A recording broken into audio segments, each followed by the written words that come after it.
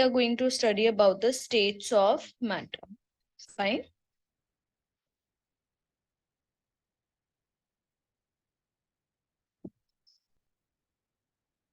So till now, you have studied about 3 states of matter majorly, right? Solid, liquid, and gas.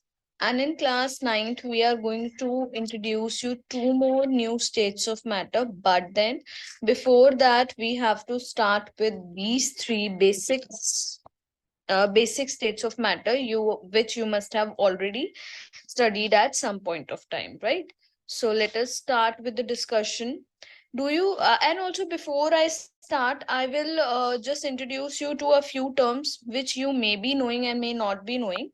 So today I will first introduce you to a few terms and then we will continue. Fine. Okay, children. So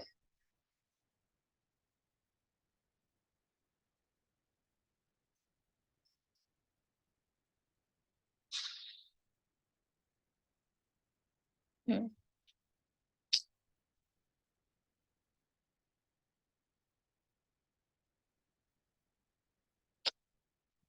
what is happening? Hmm. Yes, now I can write. Okay, so we are going to study about the states of matter in which the first state of matter and the second and the third is already known to you. The first state of matter is solid state. The second state of matter is liquid state.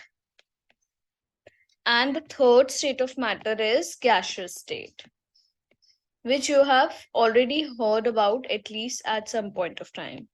There will be 2 more states of matter which we are going to study in this chapter. That is BEC, which is known as Bose-Einstein condensate, and the fifth state of matter being plasma. Fine. These are the 2 new states of matter which you will be coming across in class 9 for the very first time. Most probably everyone must have heard about them for the first time only. So first we are going to start with the first 3 states of matter, and before we start them we will be studying about a few basic terms which we will come across. So the first and the foremost term which we should all know is the intermolecular spaces. Good evening, Rohit. Good evening. Rohit, I've just started with the new topic, which is the states of matter. And I have just introduced that we have studied about the 3 states of matter, which is solid, liquid, and gas. And in this chapter, we are going to study 2 more states of matter, which is BEC, Bose-Einstein condensate, and the 5th state of matter, which is plasma. But that we are going to study after we are thorough with all the properties of these. Yes, ma'am. Yes, ma'am. Okay. The spelling is not correct. Yes, now it's fine. Okay, children. So before we know about the properties of solid, liquid, and gases, and we start to compare them with each other, we need to know a few terms, out of which the first term is intermolecular spaces. Like if we talk about your school competition also, we do say that inter-school competition means that the different schools are competing with each other in some form or the other. Similarly, intermolecular spaces. What does molecular word refer to? The molecule. It means this term means the spaces present between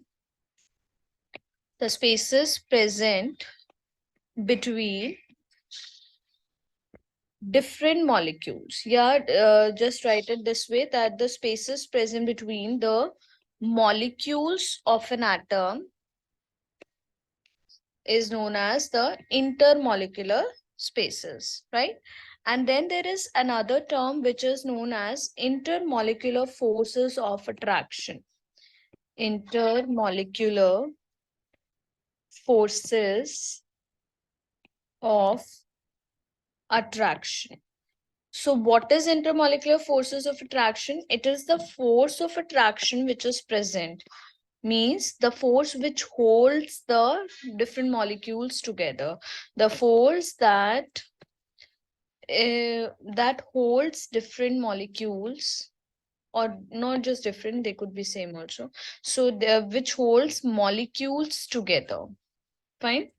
So the forces which hold the molecules together are known as intermolecular forces of attraction. I hope these two terms are clear to everyone. Yes? Okay. So let's move to the next one. Uh, we will be talking about the next term, which is fluidity. Does anyone know what is fluidity? You're aware? It is the tendency to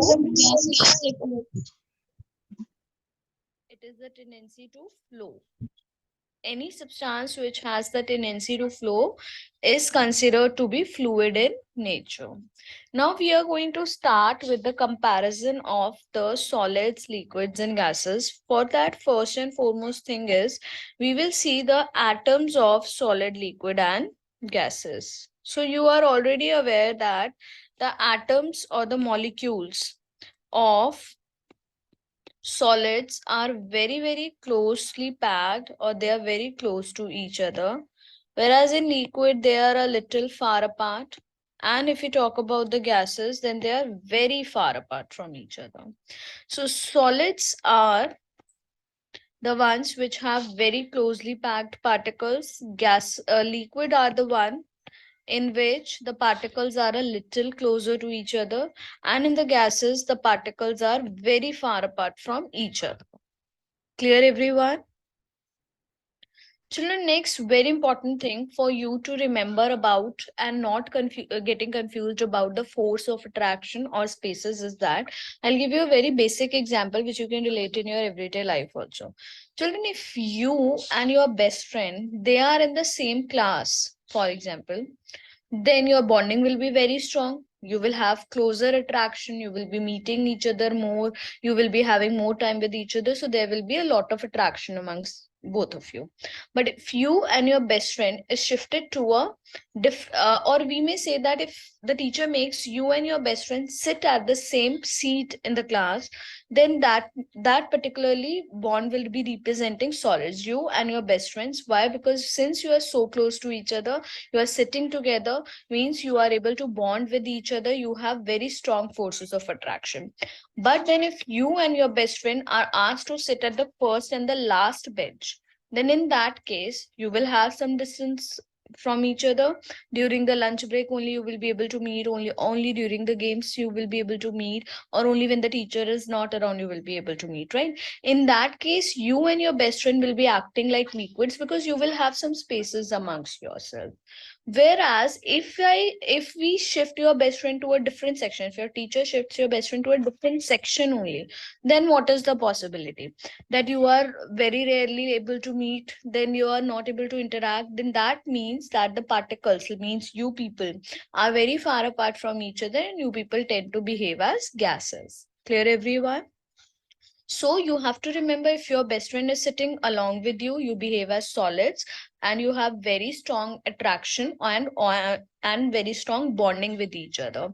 But if you and your best friend are sitting a little far apart from each other, then you and your best friend are uh, behaving as liquids and have a little less interaction and little less forces of attraction.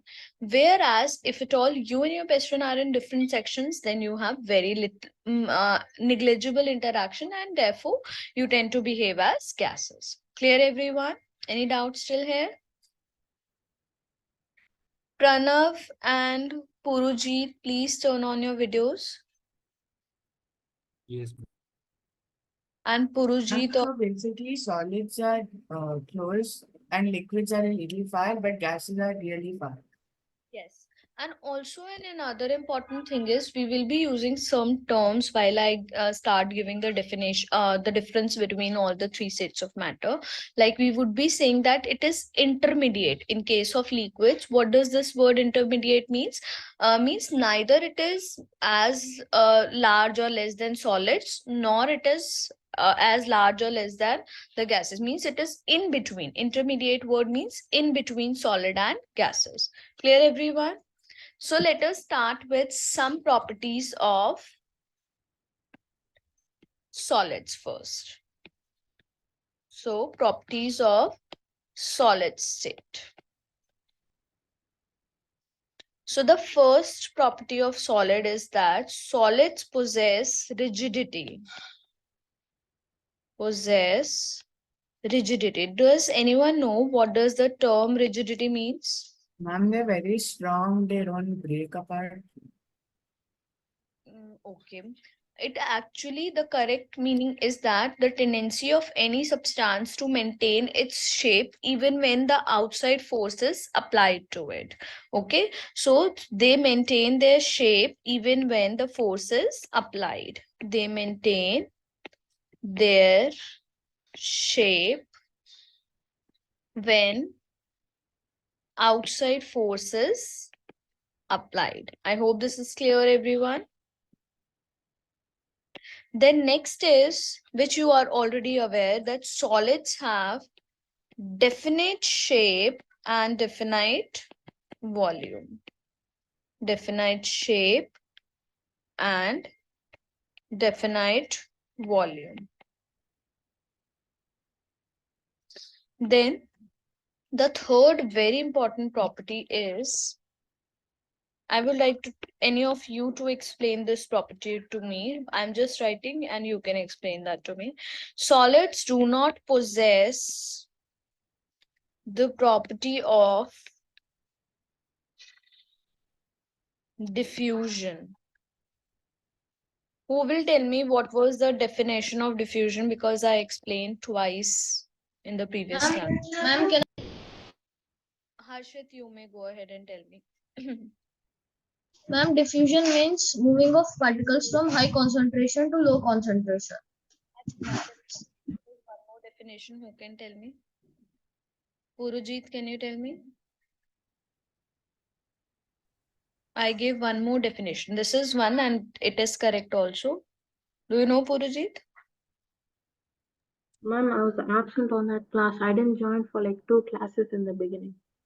So Okay. I missed that part. Problem, you can understand it now. Fine. Yes. Yukta, you tell me. It's basically intermixing of the particles. It is the intermixing of the particles, means when the particles mix with each other. Now, when we are saying that the solids, they do not have much spaces inside them, then isn't it obvious that the other solid cannot merge into the solids, right? The intermixing won't be possible in the solids. Why? Because there are no spaces in that. Clear? Like, for example, I was telling you that you and your best friend are sitting on the same seat, means you are solids. If I try to insert one more child into you people, will it be possible? No, you will not like. Why? Because you will say that we have a strong bond, we will sit together.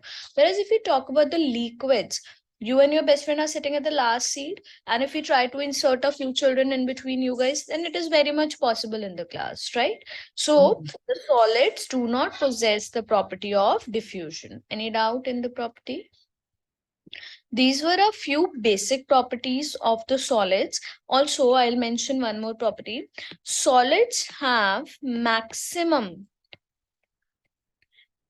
intermolecular forces of attraction. Intermolecular forces of attraction. Ma'am, Yes. ma'am, can you once move the sheet a bit up? Thank you, ma'am. So what does this mean? That they have maximum intermolecular forces of attraction, means the bonding between the solid particles are the maximum compared to the rest of them. And if you talk about the spaces, it has the least spaces. Solids have least intermolecular spaces. Are all the 5 properties clear? If yes, then I'll move to the liquids. Any doubts, anyone? Purujit, Rohit, Pranav, Harshit, Akshara, Yukta? No doubts? Okay, children. Can I move to liquids now? Yeah, ma'am. So next comes the properties of liquids. properties of liquid state. We'll start with the first one. So the first property is liquids do not have fixed shape but have a fixed volume. Fine, children. So liquids, we already know that whatever container we take, we put the liquid, it will take the shape of that container. Whereas the volume remains same. Like if we are taking 100 ml of water, it will remain 100 ml even if we put in any kind of beaker. Fine. Then second property. Liquids are not rigid. I'm sorry. Liquids are not rigid but have the property to flow, which I have just discussed. What does we call this property as? The tendency to flow is? Abhi, I just said Fluidity. fluidity. Yes. It is known as fluidity. So liquids are fluids. Fine. Then the third property. Okay, now you people tell me first of all, will the liquids be able to possess the property of diffusion or not? Yes, ma'am. Everyone agrees? Pranav? Yes? Yes, of course, we have seen that everything mixes in water, and water is the best example to take as for liquids, right? So liquids possess the property of diffusion. And one more thing I like to add here, that this diffusion in case of liquids is further of three types. So the first one is the solids diffusing into liquids. Example, anyone? Pranav, any solid liquid?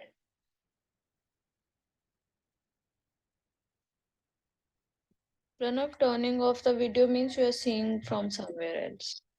Akshara, can you tell? Ma'am, Ma'am, I'm the not sure, but maybe I into it. Ice cube. Think of any other solid which you do every day. Um, And you put some solid into it. Ma'am, coffee and biscuits. In biscuit in the coffee. No. Yes, Um, ma'am. can't say that as an example because we just take it out and we eat it, right? But we can take the most basic example, which is sugar in water or sugar in milk. Got it? Yes, ma'am. Example is clear. Then the second is liquid in liquid. Now I think I have given you the hint how to understand. So who will tell me now? Anyone? Any liquid and another liquid is also there. It's very easy. Ma'am, by making coffee, we mix milk and water, right? Both are liquids. Water is one example. Otherwise, ink and water is another example. And what about honey and water? That's also correct because honey is a liquid only. Fine. Then next, the last one is gases into liquid. Again, now this is not very tough because when I will give you the example, you will be able to relate also. So, how do the animals breathe in? How do the animals breathe? Ma'am, Pranav and Purujit, keep your videos turned on. ma'am, How? through the lungs. No, I mean the aquatic animals, the animals which Ma'am, stay. like gills, the gills, the gills.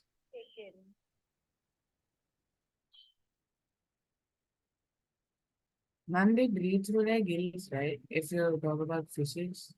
That's the organ by which they breathe in. But they breathe in what? Oxygen, like we, like us. Yes, ma'am. So, and that oxygen is dissolved in water. So, oxygen is water. And even you can take the example of carbonated drinks in this case. Why? Because carbon dioxide gas is pressurized into the water, means, or the soda. So that is the example of all the carbonated drinks are the example of gases in liquid. The gas mixes in the liquid. Clear, everyone? Harshit,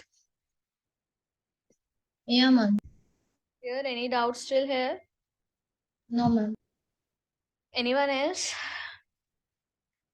Okay, who will tell me what were the two factors on which the diffusion used to depend? Harshit, can you tell? Harshit, Ma'am, it could be temperature and there was one more. ma'am, is Purujit, it density? yes, it is density. Very good. Purujit, you need to revise the topics which were done when you were absent in the class, okay? So that you are able to understand whatever I am teaching now. Okay, ma'am. Okay, children. So these were the two factors on which it depends. Like for example, if we talk about the liquid in liquid, so if we if we try to put the drops of ink into water, and if we try to put some drops of honey into water, which will mix faster?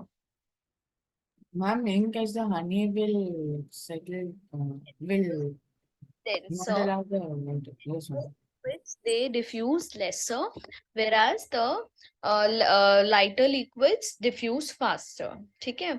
Then another thing, if you talk about the temperature, so I have given the example earlier also. If we warm the milk and try to mix anything inside it, like even if we talk about sugar, then it becomes easier as compared to if we take the cold milk and try to mix sugar or Bonvita or anything. Okay, clear, everyone? Okay, children. So let's move to the next one. Then we talk about the intermolecular spaces between them. So liquids have intermediate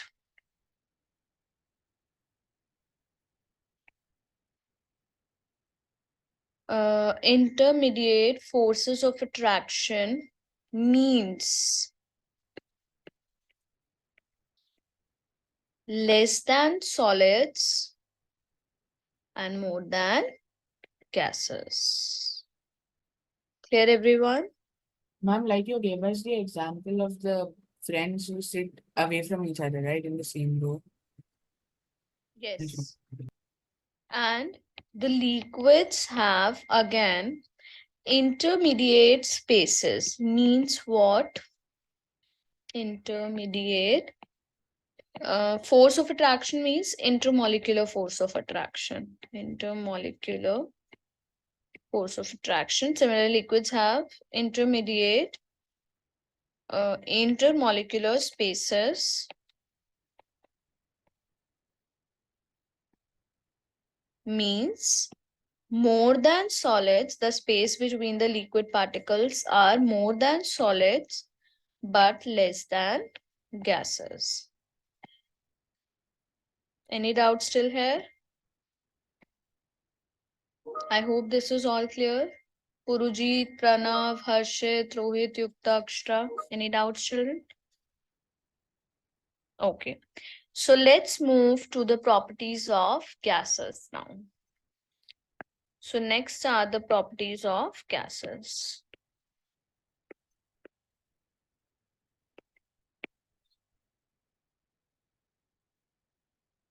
Okay, children. So in the properties of gases, the first property is that the gases neither possess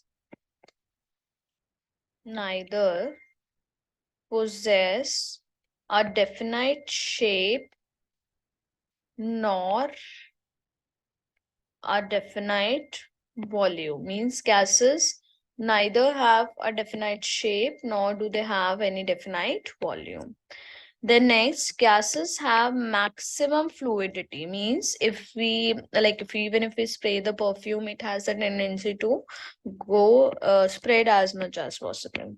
Gases have maximum fluidity and least rigidity.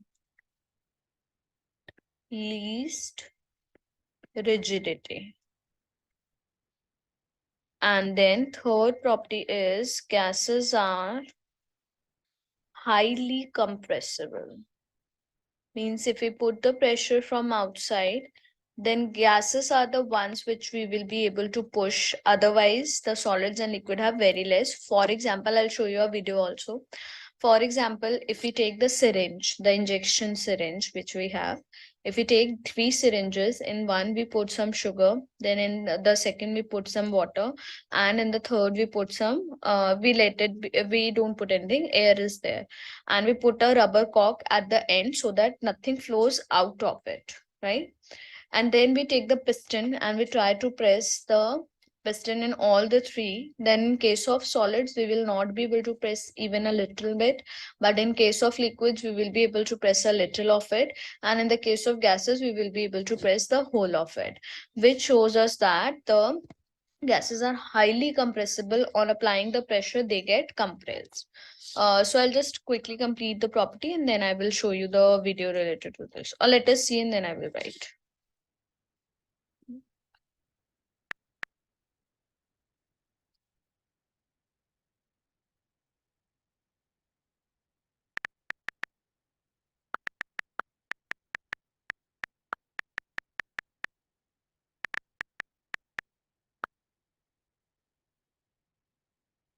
So I think we are going to see this one only. Can matter be compressed, and how much? Does the extent to which a material can be compressed depend on its state? Let's see. We will need a syringe, chalk, and water. Put the chalk in the syringe and compress it.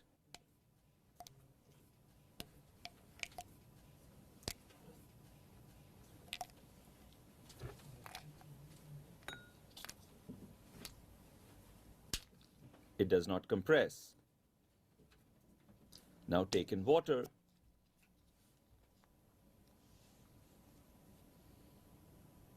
Seal the opening and compress it. It compresses just a little.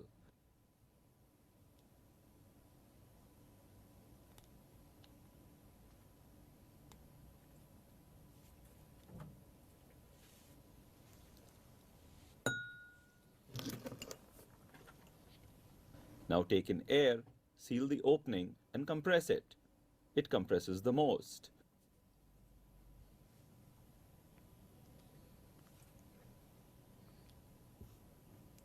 The distance between individual particles in the case of gases is most, and hence it gets compressed the most. This distance is called the intermolecular distance. Gases also tend to expand and occupy whatever space is available to them. The intermolecular distance is less in a liquid than that in the case of a gas, but more than that in the case of a solid. This allows them to be compressed a little, but they do not expand, but tend to settle down in containers. Solids have the least intermolecular distance, and hence they compress very little. Gases such as oxygen, nitrogen, helium are transported in cylinders in a highly compressed state. I hope this is clear to everyone. Yes, ma'am. The next important property is that gases exert pressure. What does this mean now? Gases are continuously moving. The particles of the gases are continuously moving. Since the particles are continuously moving, they tend to exert pressure in all the directions, and also to in the pressure is applied on the walls of the container, and we call this as the pressure of the gas which is exerted by them. Clear everyone? So the next property is gases exert pressure, and the question asked to you is, why do the gases exert pressure? So the answer is because the particles of gases are continuously moving. The particles of gases are continuously moving. So since the particles are continuously moving, they tend to exert the pressure in all the directions, especially on the walls of the containers also. So the question which comes to you comes in this form only. It is an NCERT question also. We are going to discuss it later. That how can you say that the gases exert pressure on the walls of the container? So your answer is that the particles of the gases are continuously moving, and because of this continuous motion, they tend to hit each other, and when they hit each other, they hit the walls of the container. Clear, everyone? Okay. And then the next property is the gases diffuse very rapidly.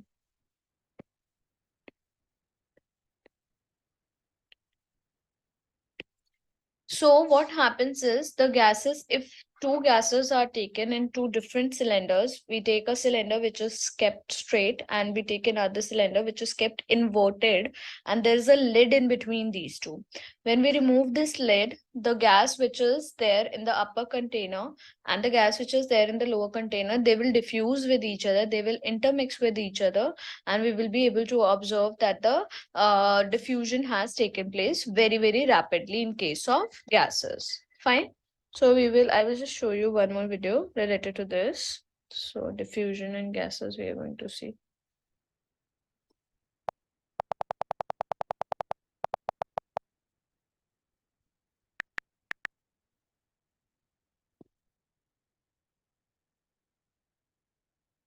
अगर आपको चाहिए NEET 2024 में एकदम best test series वो भी free में तो skip मत.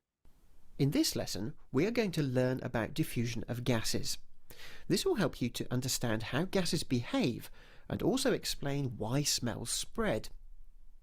Before we start, you need to recall what solids, liquids and gases are like in terms of their particles. In particular, in a straight line, smell them outside the box. However, I want to show you.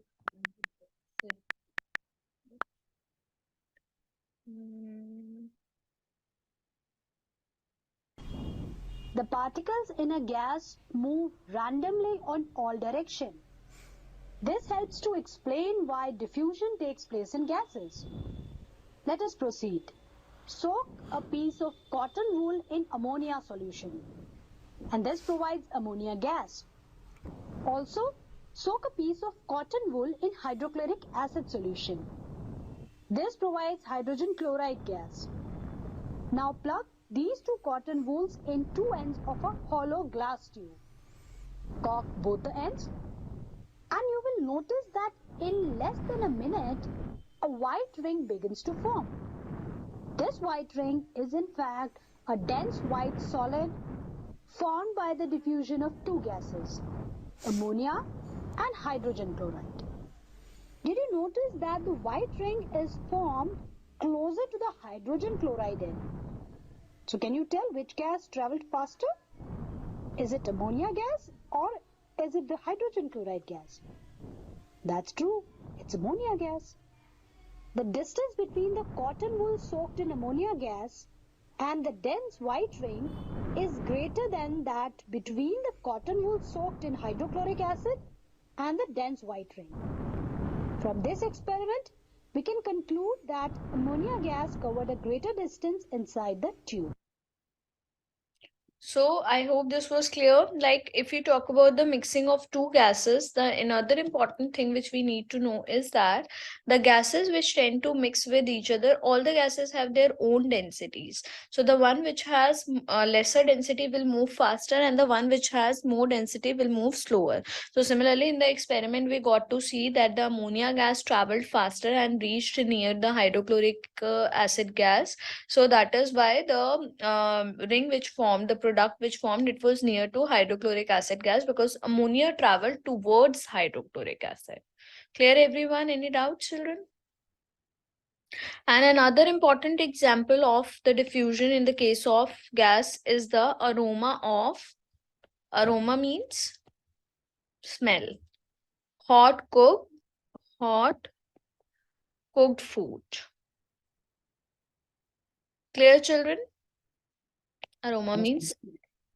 And then the next property, which was that the gases have maximum have maximum intermolecular spaces. Means the spaces present between the particles of the gases are the maximum. And lastly, gases have least, means the lowest amount of force of attraction between the particles. Have least intermolecular forces of attraction. Clear, children? Any doubts still here, children? So, children, your homework will remain that you will be learning and revising all the properties which I have taught today, because in the next class, we are going to start with the comparison of these three properties.